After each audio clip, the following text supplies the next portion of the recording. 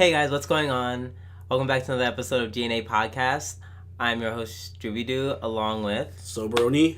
And today we have a super packed episode with basically trying to play catch up from last week as well as this week. So we have this always happens when a new season starts. Yeah, so it's always a thing. I was gonna start with like an accent, but after like the Persona mishap, I think I'm done with accents for a while. You guys will see that on Wednesday. So cringeworthy. Don't drink in game, people. Always drinking game. Yeah, always drinking game. I was just kidding. Without further ado, let's just jump right into it, shall we? We start off with our new lineup. So first up we have Kakeguri. Kakeguri's episode 1 takes place immediately right off the bat. You're introduced to this high school for the elite students of Japan, kind of like everyone there has a parent that's a tycoon of some sort and is basically a millionaire. But the alternate side of that school is everything turns into a gambling den after hours. And you're introduced to the main character, Ryota, who is just put himself in debt and has become the pet of Saotome, one of the girls at the school, and is basically her servant. When a new student comes in, Yumeko Jabami, which is like the best last name ever. I'm every time I'm thinking they're referring to a black guy. Yeah, Jabami senpai. So Ryota is tasked with showing her around the school, and at first she's kind of this nice, really not Ojo-sama, but like really nice, quiet, delicate type of girl. Think like your Hinata or something like that. Not that shy, but a little less shy than Hinata. But anyway, she's super sweet and delicate, and Ryota tells her to watch out if somebody invites her to gamble, because the school has this whole gambling thing where if you're on top of the gambling ladder, then you're on top of the world. If not, you're the pet. So, of course, immediately she gets challenged by Saotome to a gambling match, and they get challenged to a rock, paper, scissors variation where the students in the class have to write down rock, paper, scissors on these cards and put them in this sealed box. Then you draw 3 cards from the box, and that's essentially your hand, and you can play rock, paper, scissors depending on what you have, and just from there it's like a regular rock, paper, scissors game. So they play a couple of rounds, and they kind of go back and forth between Saotome winning and Jabami. I can't say that name with a straight face. Just say Yumeko. No, I love Jabami. Alright, fine. Yumeko winning back and forth. And then eventually she bets a shit ton of money. It was like 10 million yen. And finds out that, she reveals that she knew that Saotome was cheating the whole time, and essentially just destroys her and makes her 10 million in debt. And everyone is shocked and surprised. She literally like orgasms at the fact that she just won, because it turns out that Yumeko is also like a gambling addict who is literally getting off to the fact that she can gamble for high stakes. And Saotome falls from grace, and at the end of the episode, we get a little bit of an interaction between Yumeko and Ryota where she pays off his debt, and she reveals that she knew the whole time Ryota was helping Saotome cheat by giving the signals for what the students had to write down on the cards. That was the first episode. Episode 2. Episode 2, because of course this show started early, so we have 2 episodes to talk about. Episode 2 pretty much follows the same formula, but with a new girl. So I'm going to spare you a lot of the details. Essentially, Yumeko is getting used to the school. She has a name for herself now. Meanwhile, Saotome is like literally being treated as a dog. They give her a dog name. She's being treated like trash by all her classmates. And Yumeko runs into this new girl who's like the daughter of a famous toy company maker. And they decide to play a game with a deck of cards. Memory game. Just a simple memory game. They play with 2 decks, and you have to match both the card suit and the card number. So it's really a really hard memory game. Of course, they bet 20 million, and at first Yumeko loses, And then I forgot the girl's name. The crazy chick with the cards. That challenges. Itsuki. Itsuki, yes. Itsuki eventually reveals her little trick, which is, for my taste, a bit too over the top. Essentially, all the cards have different patterns on the back of them if they're heated for a certain amount of time, and you have to memorize the patterns on the back of the cards. Whatever.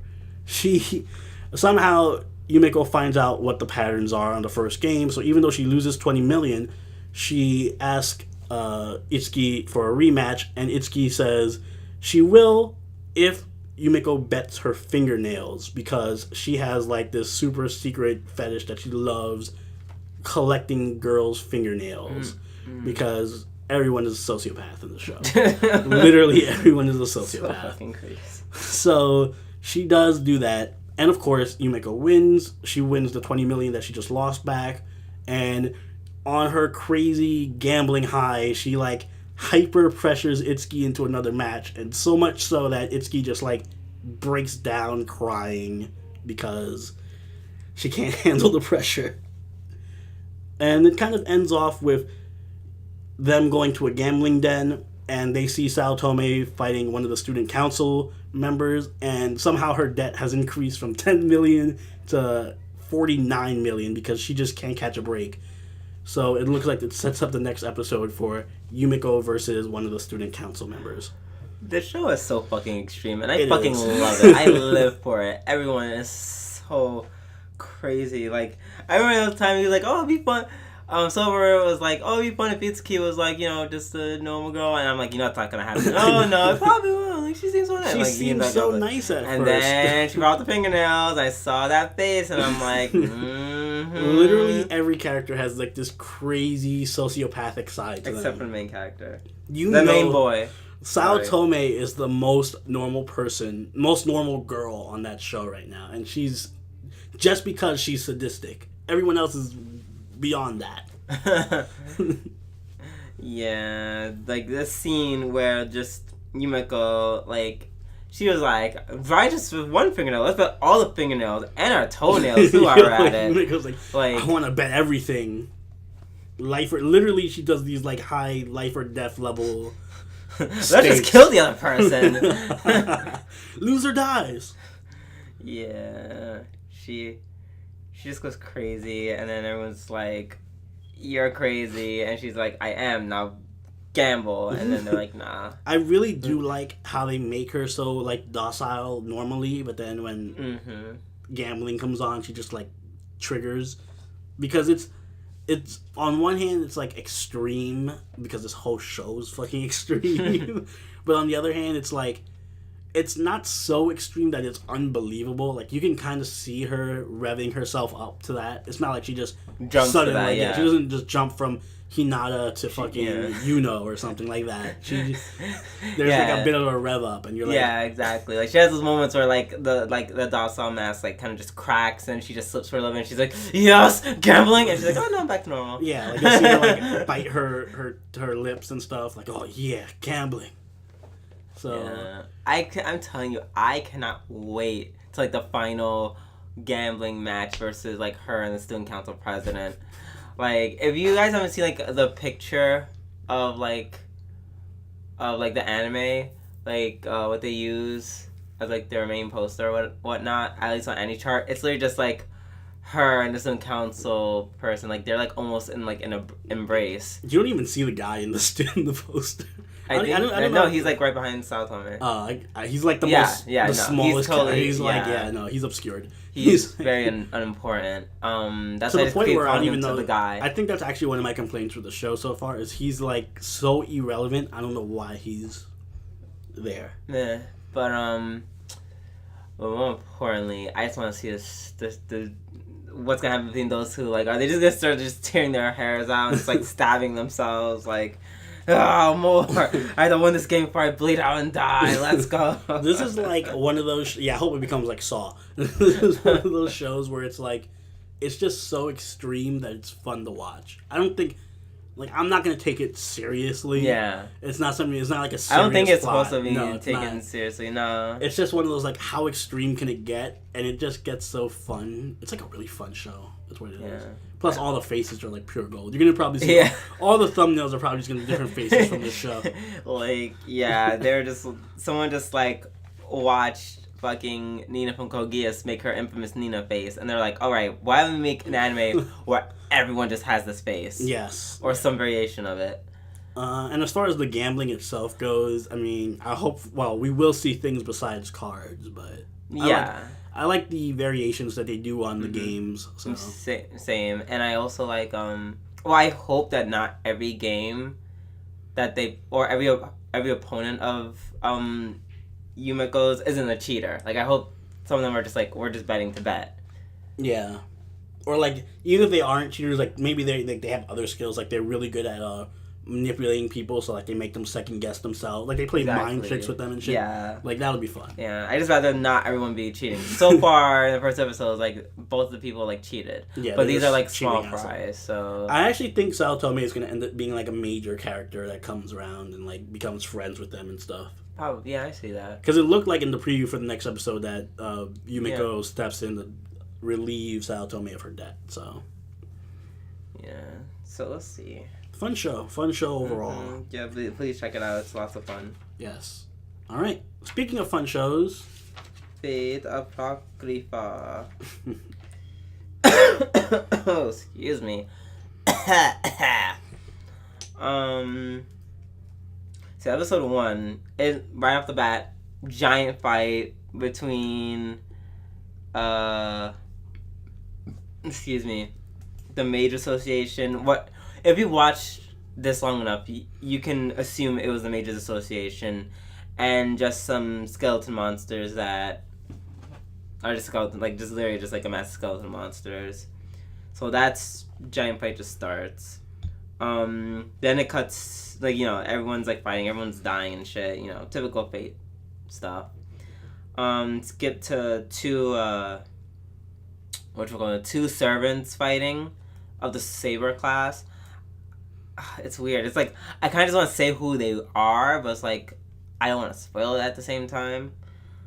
But if you play Fate Grand Order, and I'm not trying to plug in anything that we did. Yeah, we're not plugging it in. I'm just saying if you watch my Fate Grand Order videos. Yeah. Okay, that was on him. But if you play Fate Grand Order, then you already know, like, the servants. Like, they're literally all over. Actually, well, only if you play the Japanese version, because I don't think most of these aren't released. No, not in America yet. Yeah. And then it shows this other servant who's, once again, I don't want to spoil it, fighting this, like, giant abomination monster. Like, everything's fighting, all this cool action's happening. Like, everyone's fighting each other. Let's say the name. Two sabers, like, we use their eventually, when we talk about the second episode, then we're gonna say our names. But yeah, the two sabers, like, unleash their Noah phantasms against each other. And, like, a giant explosion happens. And that's the end of the beginning scene. Lots of craziness. Really good action. Then we go back to I assume is before all this shit goes down. And it shows, like, this very, like, tall, big man named Sisigo. He's looking for someone named Professor Rocco. Let's see. He eventually does find him, and then Professor Rocco basically explains to him, like, they just go over the rules for the Holy Grail War, essentially. Like every Fate does in the first episode. Yeah, which is essentially seven mages, 7 servants of all different classes. They all fight it out to get the Holy Grail in hopes of getting the Holy Grail. However, in this timeline, the Grail was stolen by a master in a previous war. So now it's a whole new war where it's, instead of just 7, it's 14, and they're on teams one side versus the other, and then after that is done, then it becomes like a free for all, like the usual Holy Grail war. Oh yeah, shout out to the Nazis in World War II in this timeline for trying to, to fucking it all up for everyone once again. Thanks for that. So yeah, this grail was it was apparently found by the Yig-Millennia clan. They apparently succeeded from the Mages Association in order to form their own organization because they thought they were too cool for school. Yeah, the Mages Association was, once this declaration of succession happened, the Mages Association tried to take back the Grail and deployed mages to, steal it back. And they're all killed by one servant. So yeah, that didn't work. So Cicigo is going to be a master of red in this war. It's red versus black. Well, red team versus black team. Let's see. And for some reason, the Grail's aware of this. Like, the Grail's aware that, all these all these masters who are summoning, they're all summoning for, the same united purpose. So they're like, oh, well, we're allowing you to summon even more now. Yeah. To counteract it, to maintain that balance. The show is very balance heavy. As I'm noticing, as I keep watching on. And then it turns out, I called him Emiya, but I guess we just refer to him as Shiro. Yeah. Shiro's one of the, he's the priest. He's the priest, and just like in the original, he's also a master as well. And, how does which I don't understand, how does the Grail do that? They point, the priest who's supposed to be the priest of the war is also a servant? Question mark? Well, the priest of the war is also a master. A master? I guess so. Because he's the head of that side of the war, and then ruler is the... But that also happened in normal Fate. Oh, well, that was because he cheated. Oh, okay, well, I guess Kotohime... Oh, I just realized they both have the same name. Yeah, because... yeah. That's crazy. Yeah, there's a Kotohime in the original who also just, cheated and just had his own servant who ended up being, No, it wasn't Lancer. It was Lancer and Gilgamesh. Oh, Lancer and Gilgamesh. Oh, so he's, a super cheater. Alright. Anyways. Spoilers for Fate. Oh, yeah. But to be fair, it's just watch Unlimited Blade Works, for love of God. Yeah. And the game came out, almost more than 10 years ago, actually. So, if you haven't played it by now. Yeah. Actually, I haven't played it. I haven't played Heaven's Feel. But yeah, so... Then we go back to the Yig Millennia side, where the caster for their side, Avis Braun, is apparently discussing the plans with the... Who's the main guy? I don't want to call him Head Nazi. I don't remember his name, but he's pretty much Head Nazi. He kind of is. No, my friend gets offended because he's like, oh, I don't like how people use the word, Nazi so lightly. Back then that was a taboo word. But, this is actually applicable. He's actually... Whatever, the head of the Yig Millennia clan. Yeah, we'll just stick to that. The head of the... I'm gonna be lazy and even abbreviate it even further. The head of the Yig clan. Whoa, that sounds like a racist word. Anyways. So apparently they've been playing this war for 60 years. The head of it... Oh yeah, by the way, he found, eternal youth somehow. Probably has to do with all the homunculi that he's throwing in his basement. Maybe. Oh yeah, they've also been making golems because that's Avis Braun's special ability. It's construct golems. I think we're totally lost in the plot at this point. I mean, that's pretty much it. But to end it off in the first episode, very last thing is the servants. Pretty much all the servants towards the end are all summoned in like one go. On the Yig side and by Cece, everyone's just summoning their servants by the end of the first episode. And it's all cool, and everyone's like making the same fucking chant or whatever, and then they again the traditional Fate Zero style thing where they all Yep. get their servants at the end of the episode. Yep, and then Cece finally gets his servant, which happens to be Mordred. Mordred, i.e. King Arthur's son. Daughter. Oh my god, if she was here right now, she would just fucking kill you. And you're probably asking me, how do I know that? Well, let's go. Episode 2. Episode 2. Starts off with a wonderful opening scene of a perfectly nice servant being burned at the cross. Yeah.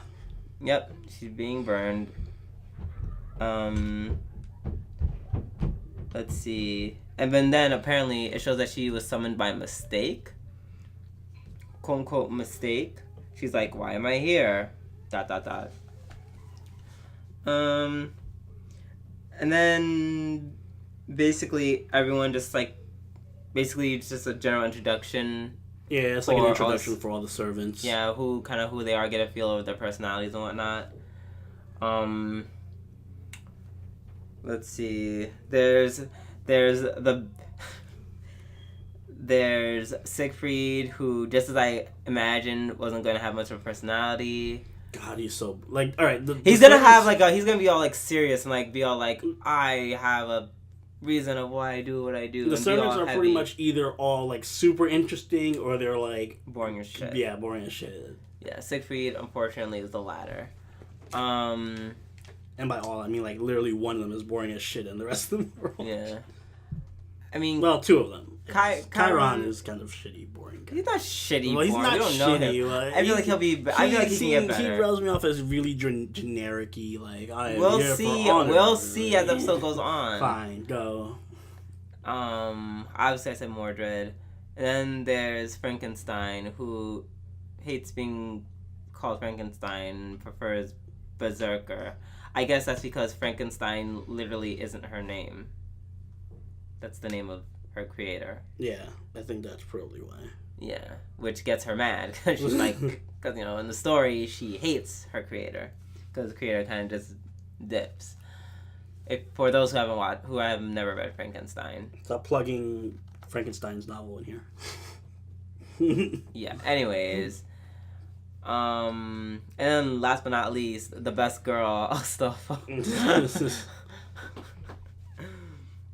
Who's pretty much what you'd imagine if you've ever seen a picture of Astolfo. Yeah. Very upbeat personality and like... Yeah, just very happy all around. Let's see. Yeah, but back to Cece. Someone's Mordred. Just like Silveroni, he makes that comment about Mordred being a woman, and Mordred is like, boy, if you ever call me a woman again. How dare you? What exact word she used? She said, I will use your throat as a sheath. Yeah, which was a really good insult. I gotta give it to her. I haven't heard more like a threat? Yeah. I haven't heard that one before. More like a threat. So yeah, she's just generally like just mad. Like she's like fuck Ortoria, fuck everyone at the table. I'm the real king of kings. And then she reveals that her wish isn't to become king. No, it's to have the chance to pull Excalibur out of the stone. Yeah. So that's what she wants to do, which I kind of that's somewhat commendable. Yeah, at least she doesn't want to use it just to make herself king. Yeah, like she still kind of wants to like show that she deserves it. Yeah. Excuse me. So yeah, as the episode goes on, Shido and Cece end up meeting each other at the church. Cece is immediately like, I don't trust this guy. Mordred is also like, I don't trust this guy. He's like, oh, what's the problem? I have an assassin servant. Surely there's no problem with that, right? And then he's like, I don't trust you. And he's like, we should work together. And then he even goes as far as giving him information about the 15th servant. Yeah. Who's supposed to maintain balance, once again. This whole balance motif. But yeah. He tells him to fuck off. And then it's so evident that Shiro's planning something. Like, they just make it so obvious that they pretty much outright say he's planning something. Yeah. And then, but at the same time, by going through all this, they also, like, kind of go over who else, like, all the other servants, or some of the other servants, like, right after they leave, right after Sisugo and Mordred leave, then, Shakespeare comes in, busts through the churches, and explains to, Shiro and, what's the assassin's name? Semiramis or something. Yeah, something like that. I hate it, because I know that she's, like, everybody loves her and wants her in Fate Grand Order, but I always forget her. Like, I forgot how many Ra's her name has. But yeah, he told them that, like, Spartacus is going on to take on the black team all by himself. And then just sort of like a quick clip of like Spartacus being like just running by some dude, and he's like, "Hey," and just smiles at him and just keeps running. Let's see. Oh yeah. And then Sisugo literally just waltz right into Millennia Clan territory, and he's like, "Come at me, bro!" Like, he literally just doesn't give a shit. And then, yeah, he just fights, like, a bunch of homunculi that are stored in the basement, just attack him. Some of the golems as well. And Sisugo and Mordred pretty much just clean house, kill them all pretty easily. Yeah. But unfortunately, they were hoping to smoke out one of the servants, but they obviously failed in doing so.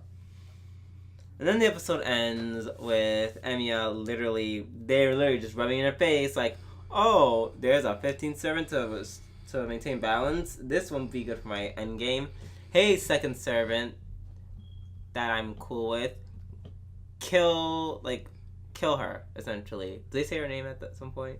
No, but I mean it's Joan of Arc. I think because they show her burning to death on the day that she actually died, and they give the date and they say it's France. So it's like, all right, well, fine, shit, all right. Well, I didn't want to say it. Anyway, she tells the Lancer dude, what's his name again? Karna, yeah. He tells Karna to go and basically kill Joan.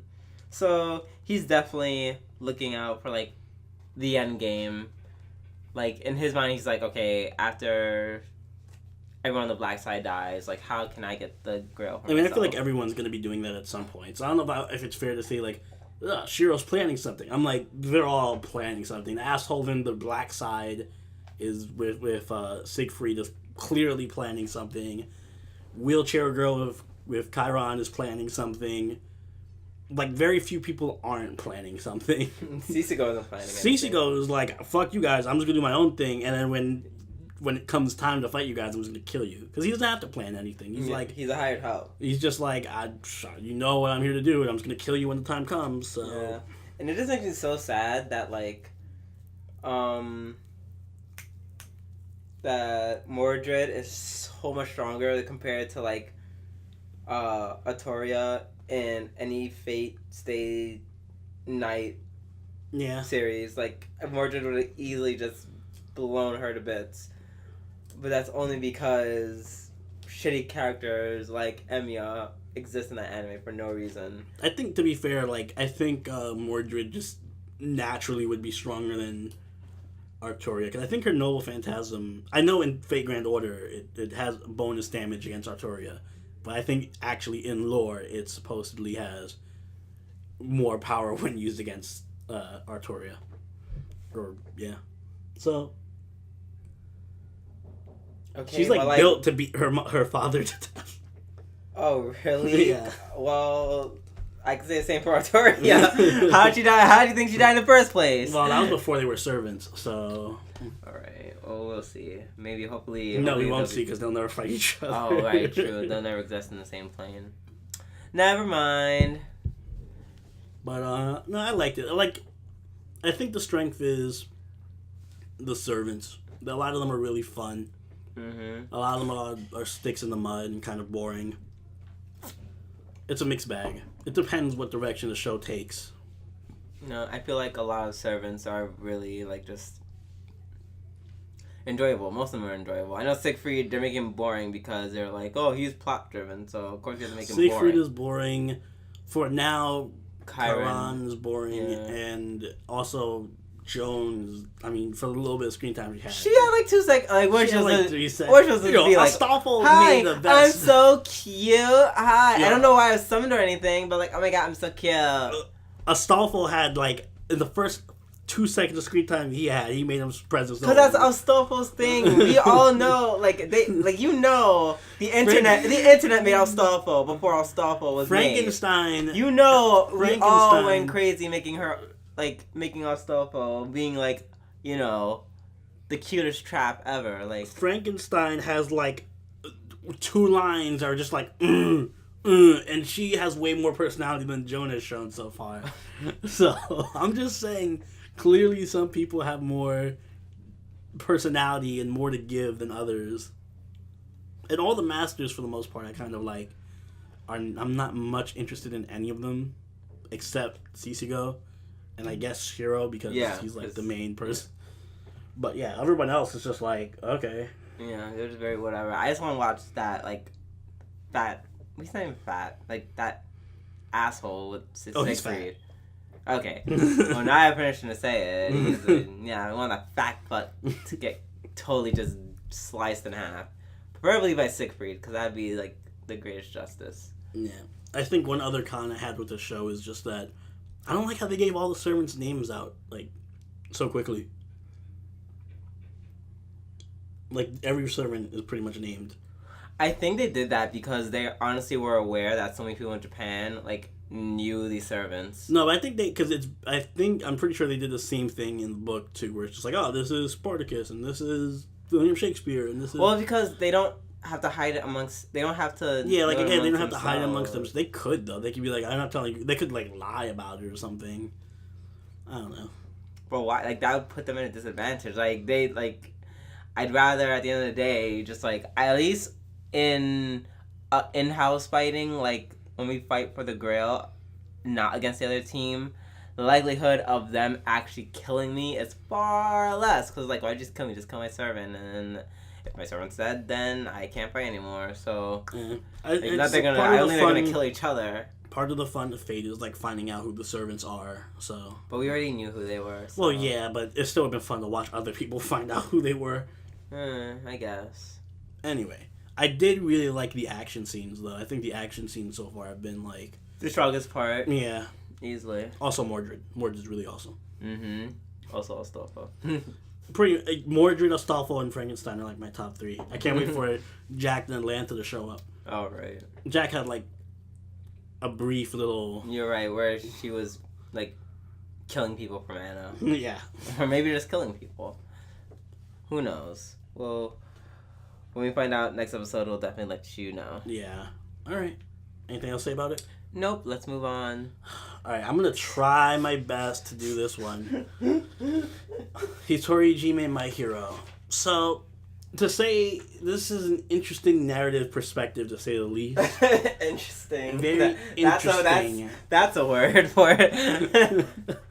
So, we start off with a character, Masahiro Senagawa, who's just kind of jaded and like giving his whole spiel on lonely and, you know, normal jaded teen shit. And he ends up hanging out with his gang, kind of like as their lackey. He goes to the store and buys them like all these snacks and drinks and stuff, and then he just kind of rolls with them. They don't seem to really mistreat him other than, you know, just calling him the lackey. But for the most part, they're kind of just like cool with him. And then he gets word that this so-called what was it, Bear Killer? Bear Killer is in town. He just hunts down all these gangs and just beats the shit out of them and forces them to stop being gang. And all these crazy rumors about him. So he ends up hearing that his gang's in trouble and he has to go to their help. But by the time he gets there, it's too late. Everyone's all beaten up and all this shit. Then you kind of get this... I think it does a break, and then he's talking about graduating from middle school.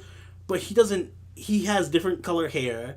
So at first he had orange hair, but when he's doing his flashback to middle school, he has blonde hair. And he's like, oh, I just graduated from middle school. I didn't even know who he was. Yeah, I didn't know who he was. And he's talking about his other friend, Kensuke Oshiba, and how he's like, oh, this is Kensuke. Me and him go way back and stuff like that. And we're like, what? Where did this come from? Did we do a time skip? Or did we go back? Is this a flashback? And then you go back to him with orange hair, and he's talking about how he met Kensuke for the first time, where he was taking care of they run into a cat that's like super malnourished. Thank you. Malnourished, and like in a really creepy way. Like that hit me hard. But so they take care of the cat. They bring the cat back home to Kensuke's place and feed it. And then Kensuke is like, oh, my brother's coming back and he can't stand cats and we're in so much shit right now. And Sotagawa pieces together that Kensuke's brother is the Bear Killer. And he just shows up. And then you go back to a time skip again. Back to high school. And they talk about Kensuke and Sotagawa reuniting at high school. Then you find out that the whole first half of the show was actually a flashback. Mm-hmm. And what you thought was a flashback, him graduating from middle school and meeting Kensuke, that was a flashback. Actually, now the present time is he's in high school with Kensuke, and they're just starting high school. So you're immediately just thrown for a loop of what the fuck is going on. But once you get that down, they're in high school and they're starting their first day. They go into their classes when suddenly one of Kensuke's old flames, I guess his old past, somebody at least he had feelings for, what was his name? Hasakura comes right there. I didn't see that. Hasakura comes in. Hasakura comes and joins their school. All the girls are infatuated with him, but clearly Hasakura has a thing for Kensuke. This is a shonen ai. I didn't know if I said that before, but this is shonen ai. So Hasakura has a thing for Kensuke. Kensuke had a thing for Hasakura. He might still have that thing. All the girls run to Kensuke and like, oh, we heard that you and Hasakura are close. You got to find out if he's single for us. And Kensuke is like, I don't want any part of this. Meanwhile, Sotagawa gets a call from the Bear Killer, which is Kensuke's brother. And we learned that Sotagawa's no longer with the gang. He kind of broke ties with them. And when he leaves school, he finds his old gang trying to find him to bring him back. Meanwhile, Kensuke runs into Hasakawa. They do their whole little song and dance with Hasakura trying to get with Kensuke, like to walk home with him. Kensuke runs out, meets up with Sotagawa and blows his cover. They get chased by the gang until Kosuke shows up and saves them both and tells them he's going to be the teacher at the school. The end. The end of that very confusing episode. Well done. Because I have a strong feeling this show is going to jump perspectives and time all over the place. One episode, half the episode might be in Kensuke's perspective, then we might go to Hasakura's perspective, and then we might go to Kosuke's perspective, and then we'll jump 15 years apart from each other. Like, it's all over the place. That's not necessarily bad, but it's just really hard to follow sometimes. Yeah, I would say that's actually like the only con like I have about this episode is like it wasn't like, you know. And I'm pretty sure that was intentional. It was very convoluted for like no reason. Yeah, like why would you make it so convoluted to start from a flashback and then have a fast forward to go back to a flashback to then fast forward again so that you find out that the flashback was the flashback. Been more confused by I was like, flashbacks. What? Very confusing. Like, I get the angle it was going for, and it was kind of cool to see, but it was still, like, just too confusing for it to be effective. Maybe if it was just, like, one jump instead of 2 jumps. Like, if it just did, like, it started as a flashback, and then the second half of the episode was them in high school, and you figured out, oh, the before was the flashback, or whatever. I don't know. But it just jumped too many times for me. Yeah. But that aside, I'm really enjoying the cast so far. You know, it's a typical Shonen Ai trope. Like, yeah, like the guys who are like the more like dominant ones have that like look in their eyes. Like even now at the picture, like Hasakura and Kosuke, they have the same look. Like, you know what I mean? No, well, I'm talking this. Like, you know how their eyes are just like very like dreamy. Like they give me that like that closed, dreamy eyed like look, like expression. Yeah. They both have it. Like, it's definitely like a trope, but yeah, I like Serigawa. I find the story very interesting. It's not. I mean, I'm not a huge fan that's gonna be like a slow burn, but you know it usually is. So it's like I'm okay with that. I know that makes some Silver Oni happy. Yeah, I'm like really happy about that. Yeah, because he was like, "Oh my god, they're gonna have like an orgy from episode 1." I'm just like, "All right, this is not a yaoi." I'm just used to Shonen Ai being more, I don't know, I guess raunchy than most other. You literally saw that one episode from that one anime. All right, Mr. Monster Musume. But that whole series was like. And so is every other ecchi. I'm just saying, I enjoyed the characters too. They feel kind of like, they feel a lot more realistic than normal to me. Like, I can relate to Serigawa to some degree, and then he doesn't come off as none of them come off as like annoying or like, oh, I hate that character. They just kind of feel like fun characters, and I want to see how they grow and actually like interact with each other. Yeah, I actually do like I like the main character a lot. I like the main couple actually because they just seem very fun. I also like how it's not very dramatic. Like I expected more drama, like from Shonen Ai. I expected like a lot of drama, like melodrama stuff. But this kind of felt more organic. Like, oh, this is just a love story between these people. I mean, of course, in the future, maybe stuff will it's definitely going to get heavier. But, but for now, it's very straightforward. Yeah, very light, very kind of like fun. Like, there's no, like, love octagons going on yet or anything. Leave that to Cardcaptor Sakura. Thank you very much. But, you know, I enjoyed it. Very good first episode. I'm looking forward to more, you know. Mm-hmm. So, same. It's good romance. All right. Speaking of speaking of good romances. Speaking of Shonen Eyes, or what everyone would wish was a Shonen Ai, let's talk about Sayuki Reload Blast episode 1. Ooh, I'm so excited. Like I said, this is my childhood. Like, I am kind of like half and half inside of like the old cult following of Sayuki fans who would just be like shipping all 4 of them in every single which way possible. So I was totally excited for this. But without further ado, let's get into it. So yeah, it starts out with these 2 guys galloping away in a carriage, trying to run from something or someone's, and I don't know where their horse gets shot by an arrow. A bunch of demons. A bunch of demons attack them, trying to find out where like their main village is, so they can just like raid it for like whatever reason. Well, because of the they're demons. Yeah, that's literally it. And then just as they're about to get killed, that's when the Sanzo party finally makes their debut in a rather bloody way.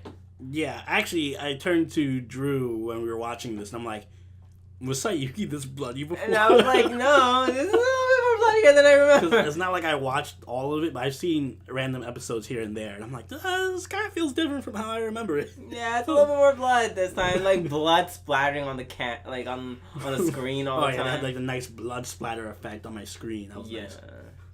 Like, 4D. You literally get hit with blood in the face. So yeah, they have like their cool moment. Da da da. They're like, yeah, we're so cool. And then I think like it cuts out to the opening, right? Yeah. And then it's funny because like the moment they like kind of like pose after they kill everything, and then they just automatically collapse from hunger. Which, you know, that was, like, very typical Sayuki humor, which I love. Like, I feel like they literally haven't missed a beat. Like, it's something they're very, like, the same. So they carry back to the village. They're fed. And the boy villager explains to them that their village is hidden because of demons. And it's, like, to the point, like, even the Sanzo party is, like, forced to stay the night because there's a drawbridge that they can't let down because that might like endanger their town of sociopaths, demons. Oh yeah, for those who don't know, because I think he's calling them sociopaths. I know that's not the reason. The reason why demons are just going killing demons aren't inherently evil. Literally. Like, they are inherently evil, or they aren't inherently evil? They aren't inherently evil. No. These dudes seem inherently evil. Because I asked Silverny, I'm like, did you read the beginning? No, yeah, I was reading. But if you read it, he would know that it's, I forget what it's called. It's a something wave. Apparently, like, this wave just happened, and, like, phenomenon, and just all the demons just went berserk, and then we just all went crazy, and just bloodlust, and we just wanted to kill everyone. That's literally what happened. That doesn't happen to every demon. And even in like the older series, not all demons. No, yeah, some of the demons those are like the saddest ones. Like the ones where like the demons like some of them were like slowly losing their sanity, and then eventually they had to like get put down by like the Sanzo party just so that they wouldn't hurt the ones that they loved. That was those are pretty sad episodes. But yeah, so that happens to all the demons everywhere.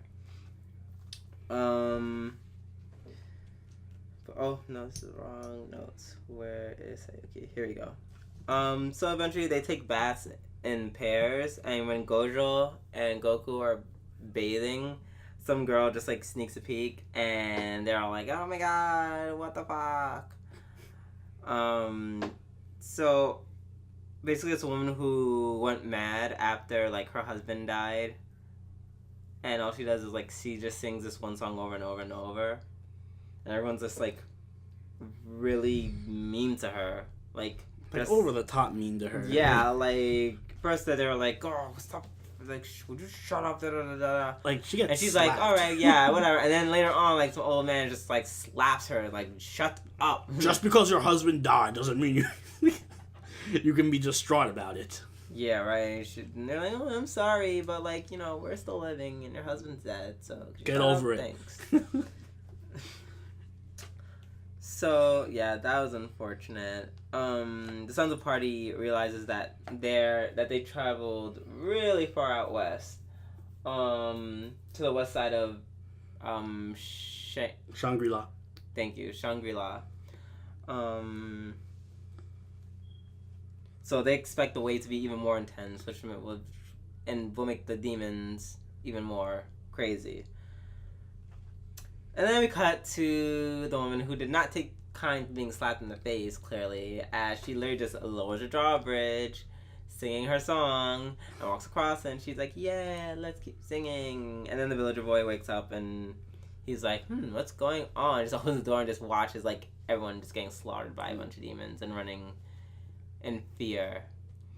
They almost get him as well, but the Sanzo party intervenes and literally once again just starts like killing everyone. Like just starts pretty much beating up all the demons, killing them all.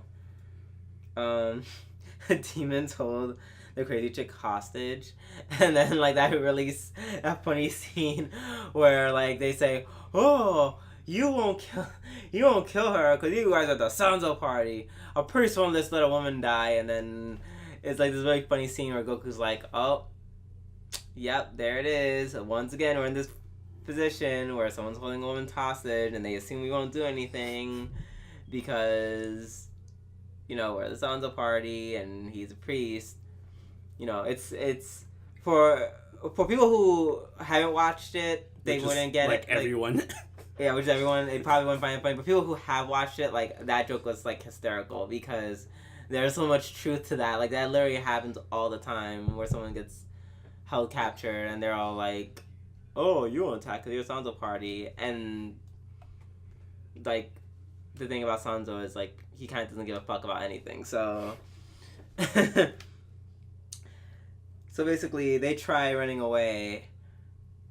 I guess we have to talk about the whole how the villagers kind of don't care. They're like, oh, whatever. It was her fault that they left. Oh yeah, the villagers are assholes. The villagers basically let Crazy Girl's husband die because they refused to let down the drawbridge because there were demons chasing him. So they just kind of let him die. That's why she's gone insane.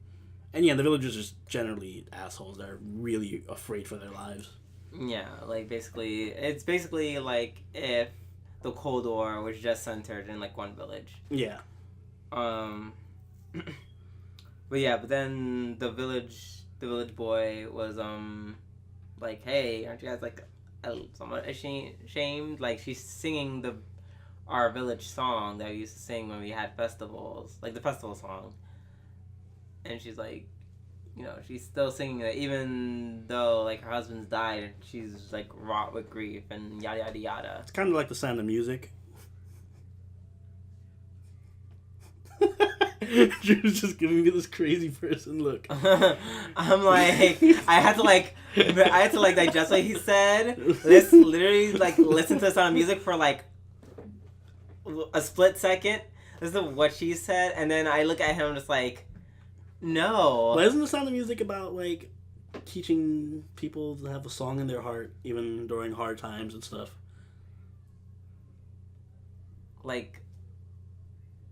That's a line. That's not the whole point of the song. Listen, there's other songs like that. I think I know what you're talking about. Listen, it's not like I ever saw The Sound of Music, but I assumed that's what it was about. So yes, that's the opening song to.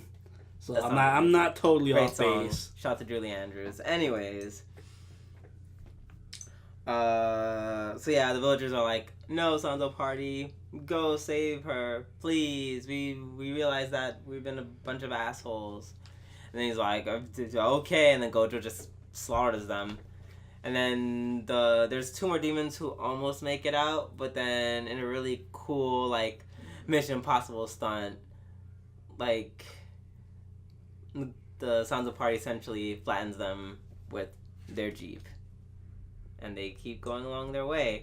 I just like to point out that they made Sansa he's still the same same grumpy miserable asshole, but he's definitely less violent almost. I know that's hard to see. That's hard to imagine when he literally just shoots a bunch of demons in the face and once again all the blood splatter. But I told Silver O'Neill, at the end scene, instead of just hitting them with a fan and telling them to shut up, he would literally try to shoot them because they're making too much noise, and then they complain about getting shot at. I was thinking about after I watched, I'm this is kind of the reverse of the Don Machi situation, because now we have a show where it's you saw all the prior seasons, so you get all these hidden references and you don't know nothing. And I'm just this is whatever. Justice. But, I mean, for what it was, which is, I assume, just an episodic action show about this group who goes from town to town. Yeah. And it's mostly centered around their interactions with each other and the challenges they face. I think it was good. It had a good amount of action. The little mini story in there wasn't too bad. It had a couple of twists in there. It was well done. I think it was a well done first episode. The action specifically, the level of gore I wasn't expecting, so I hope it keeps that up. I don't know. My problem with Sayuki has always been to a certain extent, that action can it's gonna get kind of stale for me. Like, I always feel like it always does. But maybe they have a better production. It's 2017. Who knows? Maybe. I mean, for me, like, I guess because you're used to these characters, so it's like For me, like, I'm not attached to any of the characters yet, so if they drop the action and it just becomes, like, their character interactions with each other, I don't think it'll be as compelling for me yet, because I don't really know any of them yet. Yeah. So, for me, I'm hoping it keeps up the action at least a little bit longer. I don't know. It probably will. No, it probably will. Like, there's always, like, almost always, like, a fight scene every episode. Yeah. Other than that, I think it was a good episode. It was really well done. Nice production value. I love Sayuki. that's my professional. And if you haven't seen Sayuki before, I think you can watch this and just be like, oh yeah, this was fun to watch. You're not gonna be lost or anything. Yeah. All right, let's move on.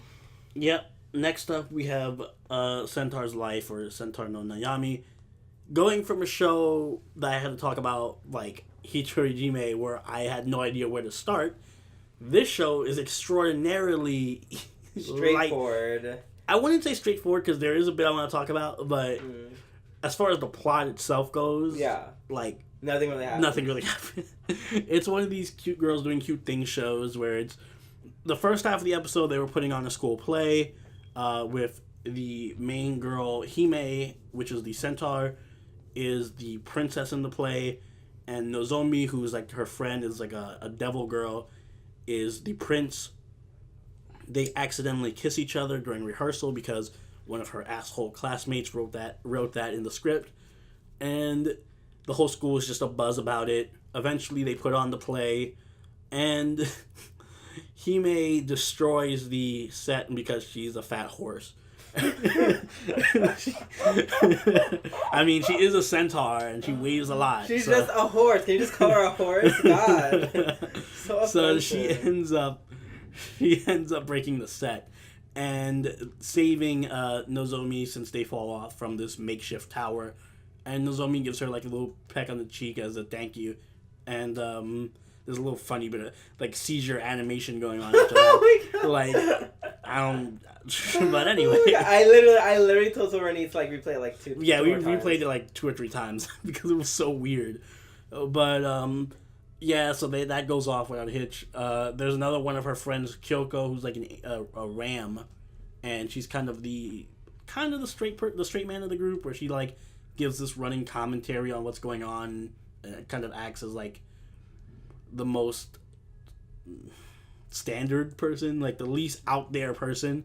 Yeah. And the second half of the episode was literally just her. They give a little brief bio lesson on the evolution of why everyone is a monster girl. Like, why are there centaurs? Why are there snake people, etc., etc.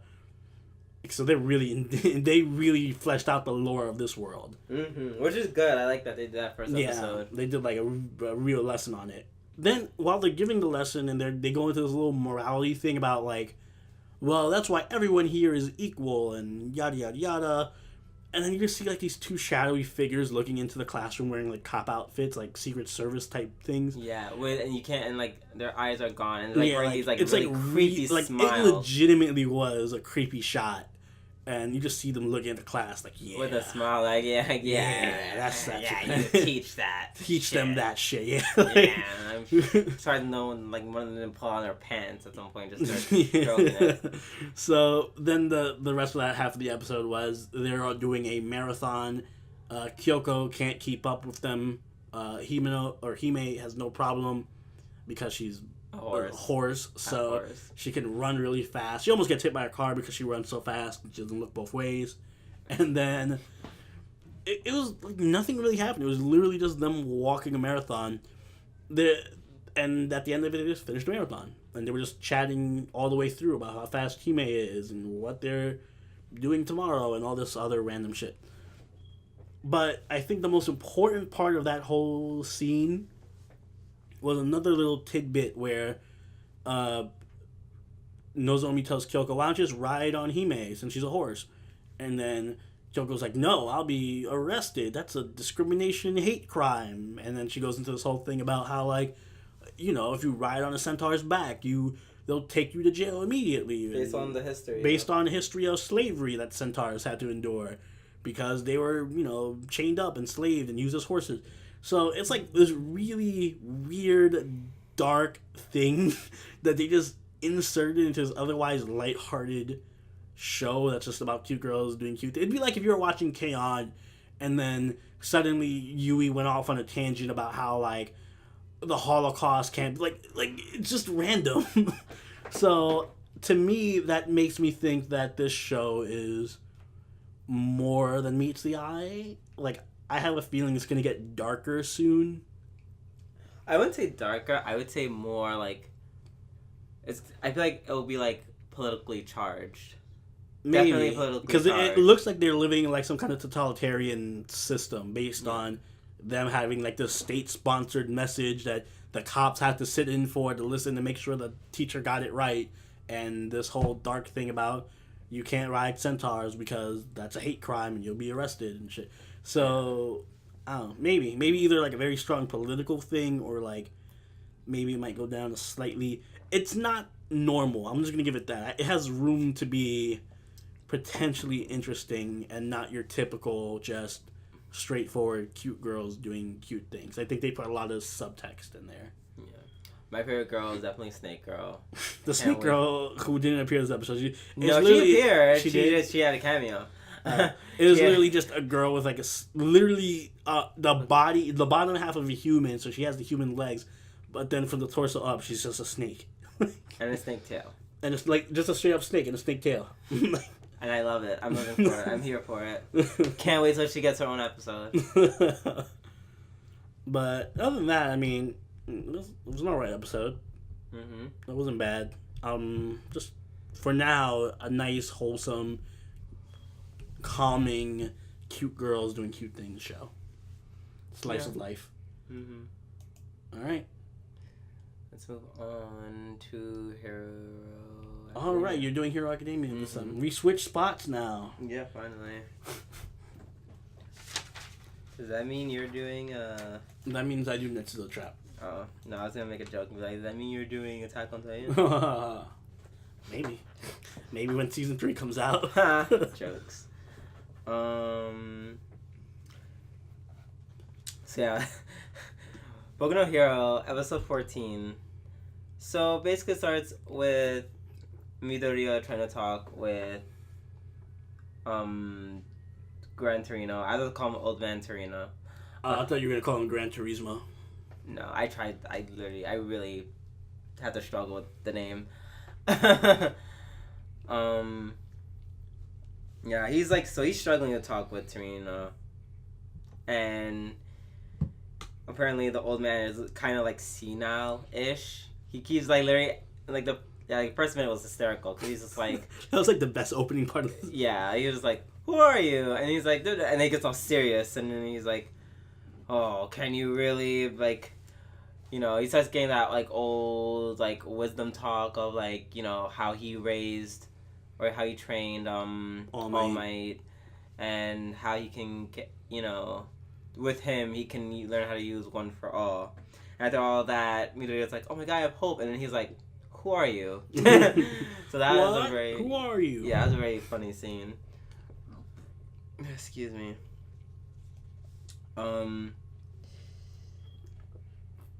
Midoriya, he goes and he talks about his suit very briefly. I think it was made... Was it made by, what's her face? No, it wasn't made by Hatsume. Oh, okay. But it was made by somebody who was Hatsume-like, I guess. Oh, okay. I think that's what he said. Okay, so not made by Hatsume.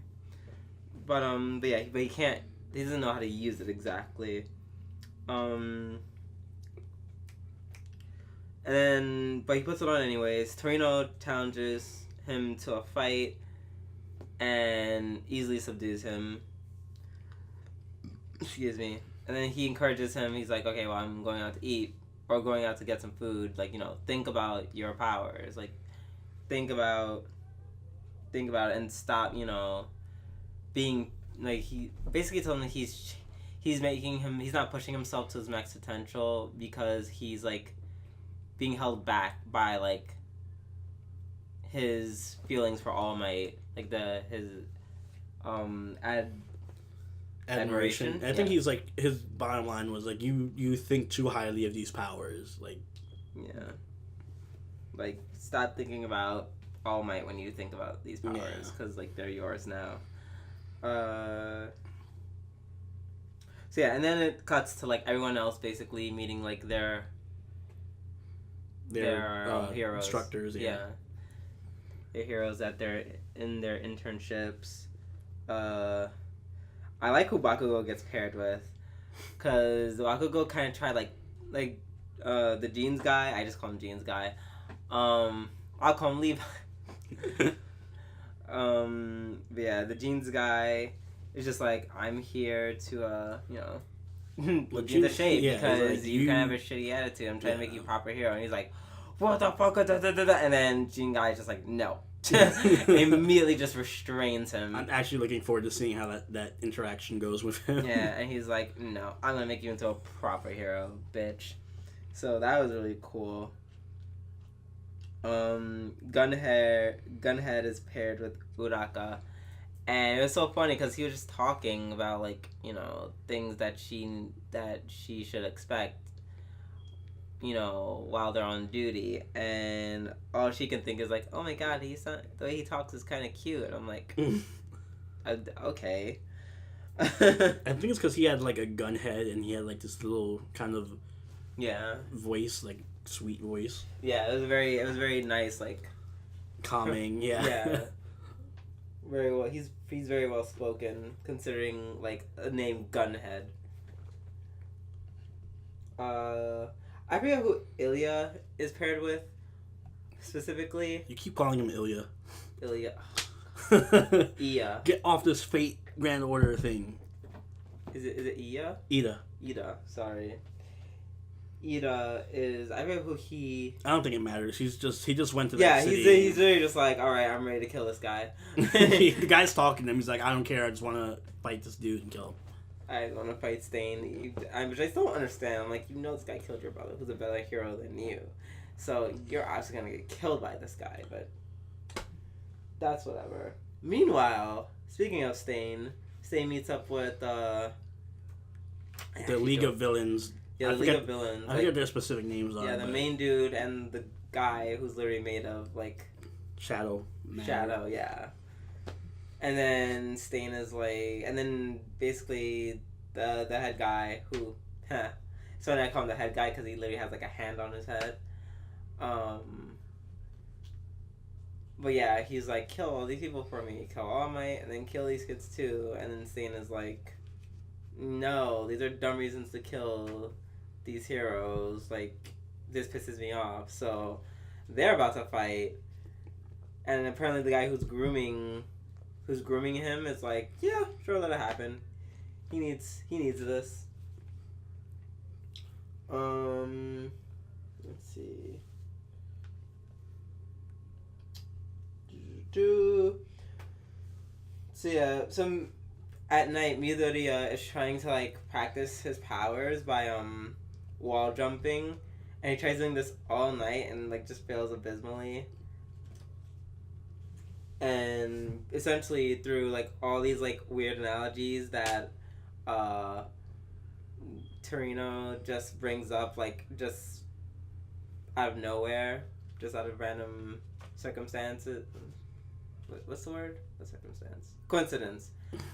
Random coincidence. He just brings it up, and then Midoriya is like, "Oh my god, I got it!"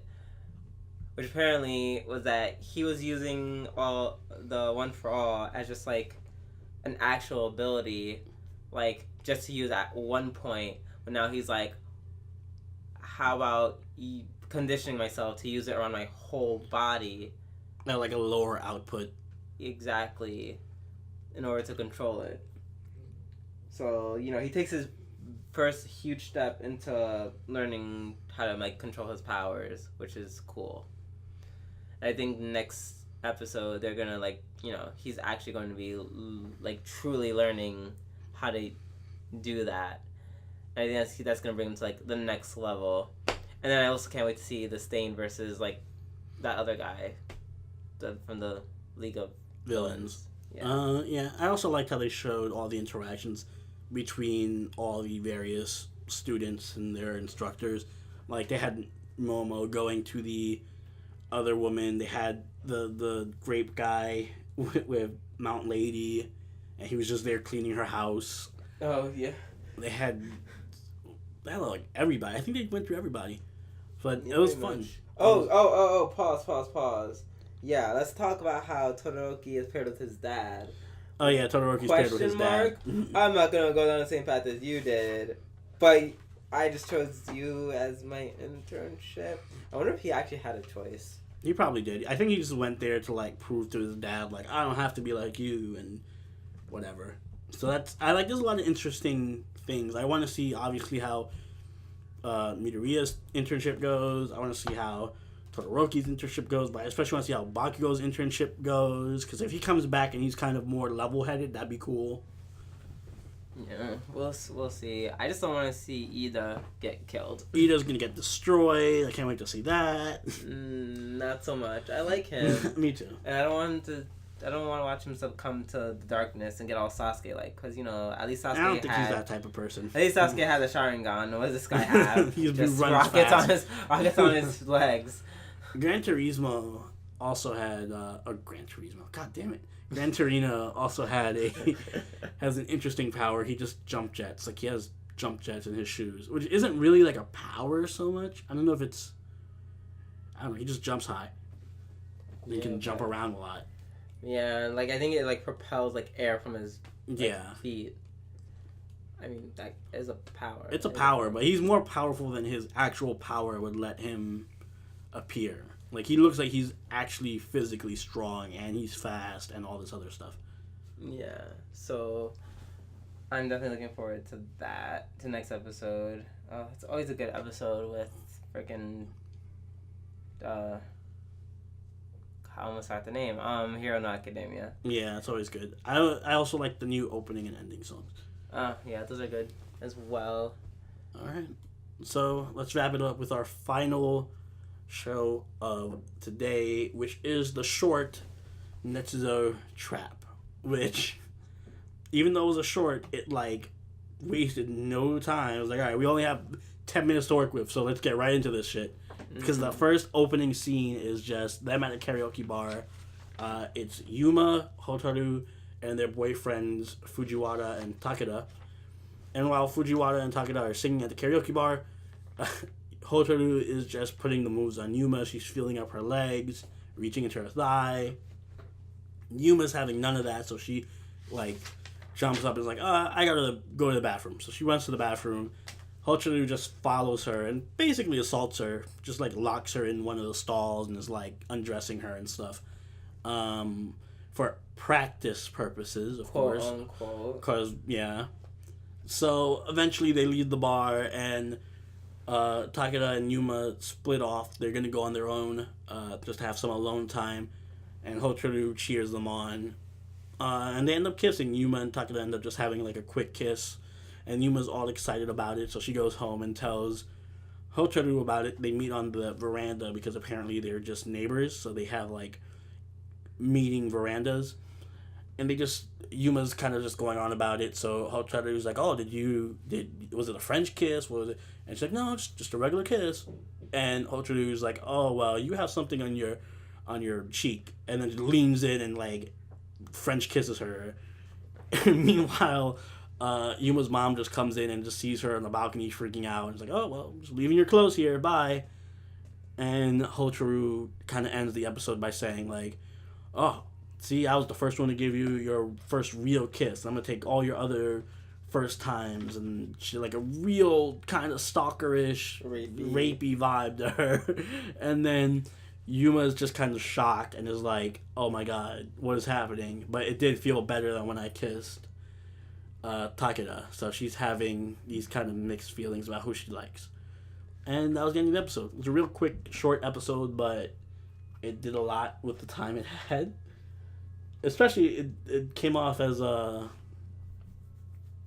pretty sure, like, it felt really Kuzu no Honkai-ish. Like, it has the foundation for it.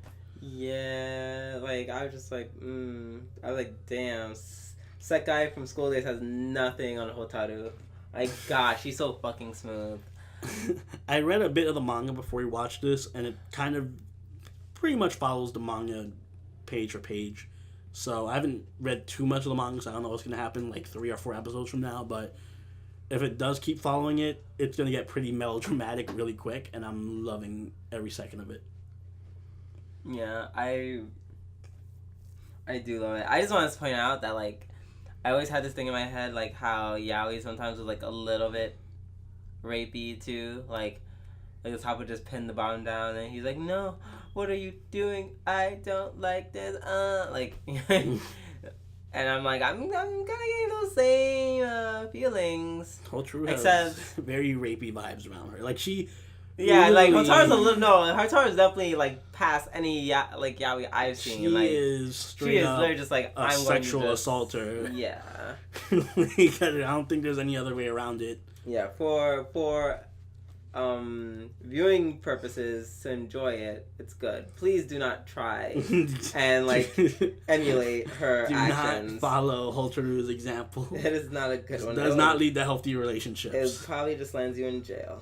I'm kind of curious. I hope they do go into why this whole thing started. Like, why does Hotaru have these feelings for Yuma, and why they're in relationships to begin with? Because I think that's one part was in the first chapter of the manga that they didn't talk about in this episode. So I'm assuming they'll talk about it next episode or something. But yeah, I think it had a good start. If you want a drama, and I guess you don't have much time on your hands, so you want it short, I think this is a good series to watch.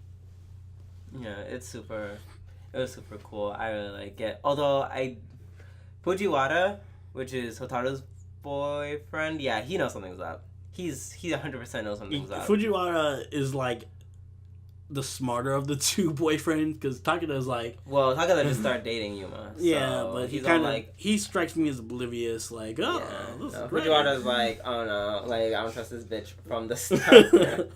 Well, Fujiwara is with Hotaru, so if anything, he has reason to not trust her. Yeah. He's like, I know this bitch. Yeah. I know what she's up to. Mm-hmm. So, yeah, good episode. Looking forward to the rest of it. Yep.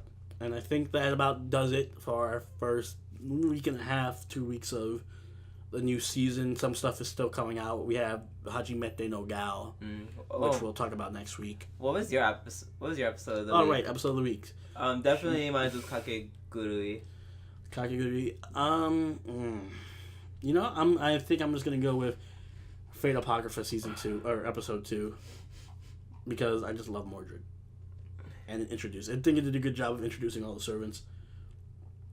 But I don't think anything particularly stuck out as, like, amazing. There was no Attack on Titan episodes or anything. Yeah, but I just liked everyone losing their fucking mind. And being crazy. That too. That's what I enjoyed. That's why that was my anime of the week. Alright. I think that about cuts it up. I'll send us out, guys. If you haven't already, check out our summer preview so you know what we're talking about. There's tons of shows that are good this season that we did not have time to look at, but maybe you might enjoy. And if you did enjoy this, please leave a like, comment, and subscribe. We want to hear from you guys. So, I think that, without further ado, I'll see you guys next time. Later. Bye.